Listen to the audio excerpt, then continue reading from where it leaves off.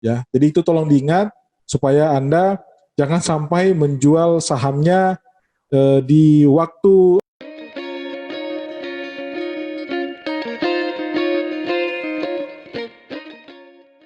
Halo, ketemu lagi dengan saya Yosi Girsang. Salam investasi. Yo yo yo.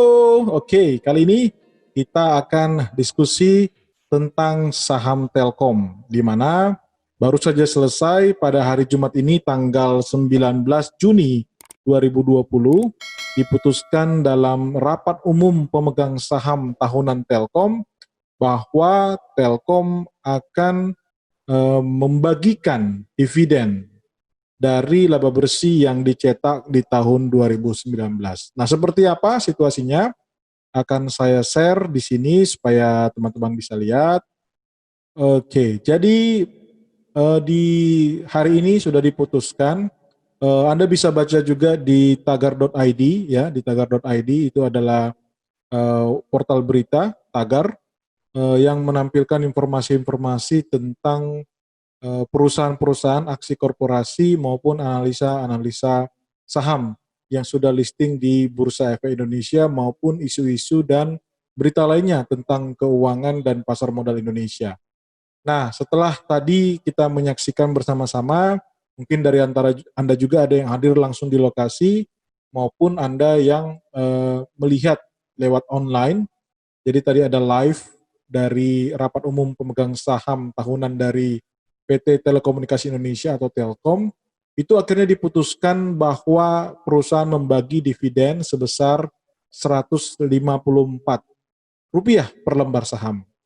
Artinya kalau kita cek sekarang harga terakhir penutupan hari ini untuk Telkom itu di harga 3.280, maka dividen yield yang diperoleh adalah sebesar 4,69 ya, 4,69. Sebentar saya tunjukin ya. Nah, ini dia 4,69 ya. Tolong diingat jangan lupa bayar pajak. Jadi ada PPh final sebesar 10% kalau Anda memiliki NPWP, sehingga angka ini akan dikurangi 0,46%, jadi bersih ya, diperoleh kalau Anda membeli sahamnya di hari ini di harga 3.280, itu Anda memperoleh bersih dividen yield sebesar 4, kurang lebih 4,1 lah, 4,1%. Lumayan. Karena apa?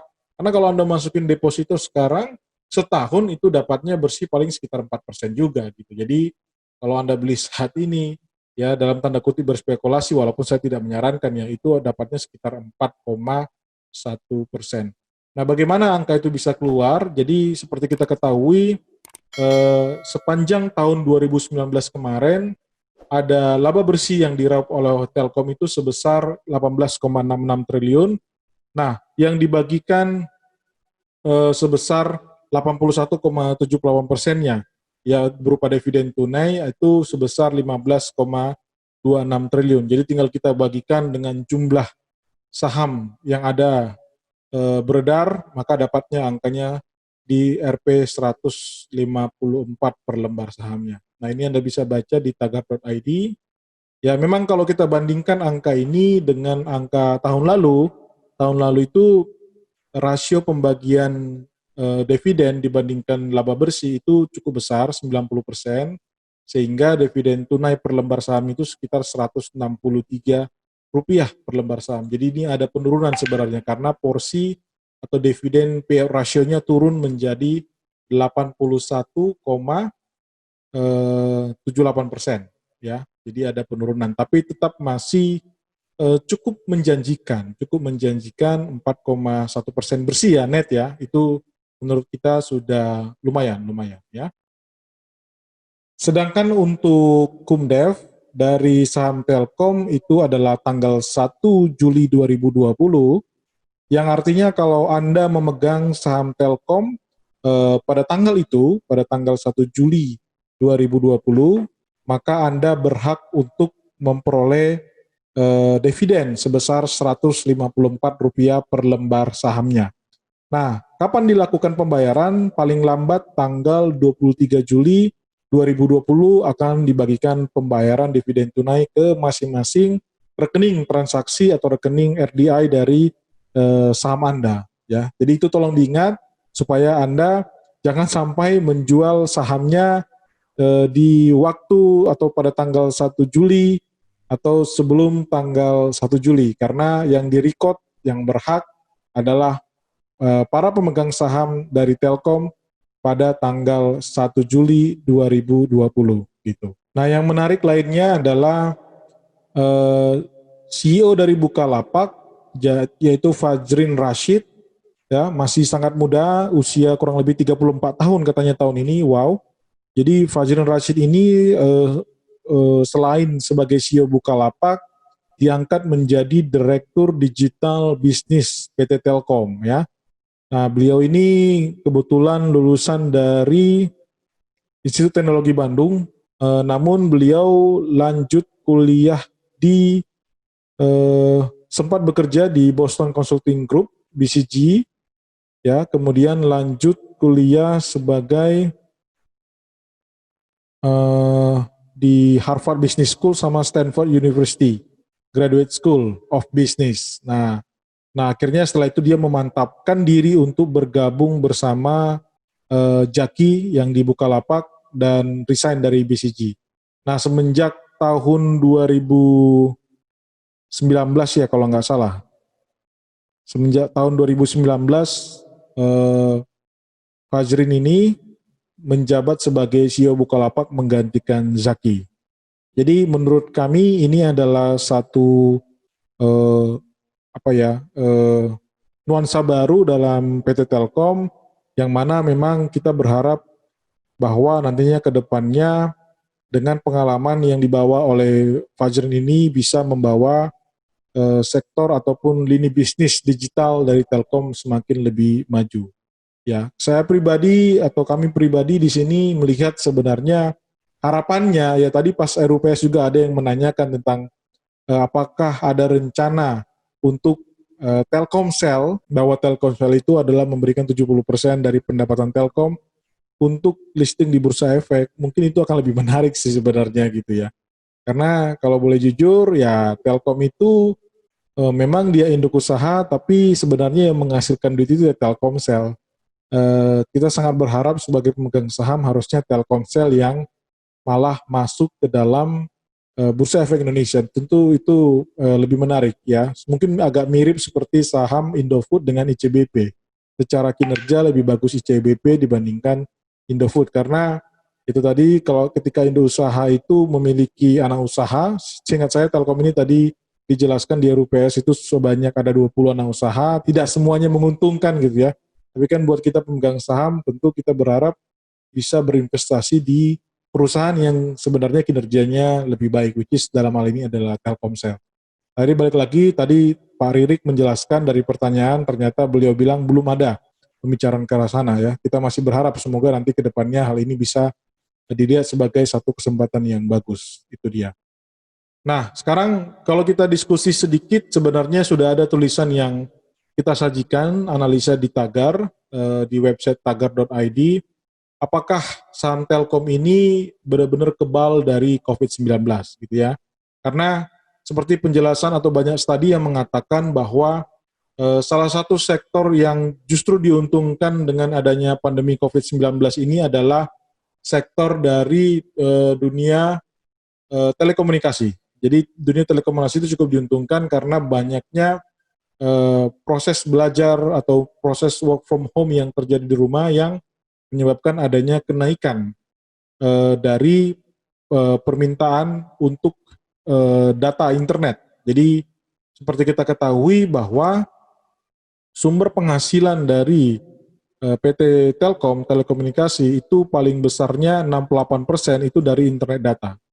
Ya, perlu saya garis bawahi bahwa Telkomsel itu adalah anak perusahaan dari PT Telekomunikasi Indonesia atau Telkom, dan seperti yang pernah kami tuliskan sebelumnya bahwa Telkomsel justru memberikan atau menyumbangkan pendapatan yang paling besar terhadap Telkom ya, terhadap Telkom. Nah, itu angkanya hampir bahkan sekitar 70% dari total pendapatan Telkom itu dari Telkomsel. Nah, kalau kita bagi-bagi lagi ya, sesuai dengan laporan keuangan terakhir gitu ya. Bentar ya. Nah, di 2019 ini dia. 2019 itu paling besar itu data internet, jasa teknologi informasi itu paling besar 72 triliun. Jadi total 2019 itu kan pendapatannya 135 triliun. Nah, nomor satu itu paling besar di data, di internet, jasa teknologi informasi. Kemudian yang kedua itu telepon, ya, telepon. Kemudian yang ketiga itu IndiHome, ya, IndiHome atau broadband, internet yang kebanyakan sih mayoritas di rumah, tapi mungkin ada juga di perkantoran. Nah, yang lain-lainnya kecil. Nah, kita sudah mencoba menganalisa dengan situasi memang akan ada kenaikan di pendapatan dari Telkom di tahun 2020 ini. Itu kita estimasi khusus untuk data dari Ketua Umum Asosiasi Penyelenggara Jaringan Internet Indonesia, pertumbuhan internet itu kan sekitar 15-20% di masa pandemi COVID-19 ini. Nah, dengan kita mengambil estimasi dari kenaikan masing-masing dari sumber pendapatan ini, kita dapat angka seperti ini, yaitu untuk di sini data internet dan jasa teknologi informasi itu akan naik kurang lebih 15%, kita ambil angkanya ya, dari range 15 sampai 20. Oke, kita ambil 15% dulu yang konservatif ya, sehingga menjadi 83 triliun. Kemudian ada pendapatan interkoneksi itu bertumbuh 15%, yang ini yang kecil. IndiHome akan bertumbuh lagi 25%, sedangkan telepon itu karena dia berupa teknologi lama ya, dan memang ada kecenderungan hampir setiap tahun itu semakin turun, maka kita estimasi 2020 ini makin turun lagi, minus 17%, dan pendapatan lainnya juga minus 18%. Sehingga secara total, estimasi kita adalah pendapatan Telkom setahun 2020 ini sekitar 145 triliun rupiah, atau ada kenaikan sebesar 8%. Nah, seperti kita ketahui, Direktur Utama dari Telkom itu adalah Pak Ririk Adriansa. Hitungan kita sebenarnya di 2019 itu sudah ada beberapa efisiensi yang dilakukan dibandingkan 2018.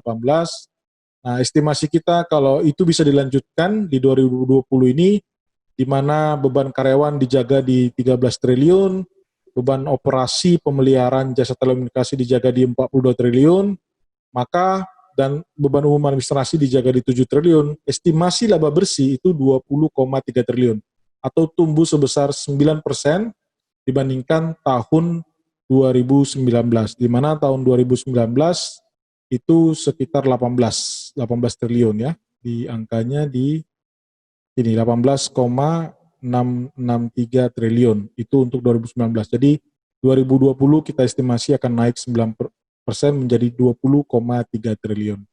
Sehingga diperolehlah dengan jumlah saham yang beredar 99,06 miliar lembar, diperolehlah earning per share atau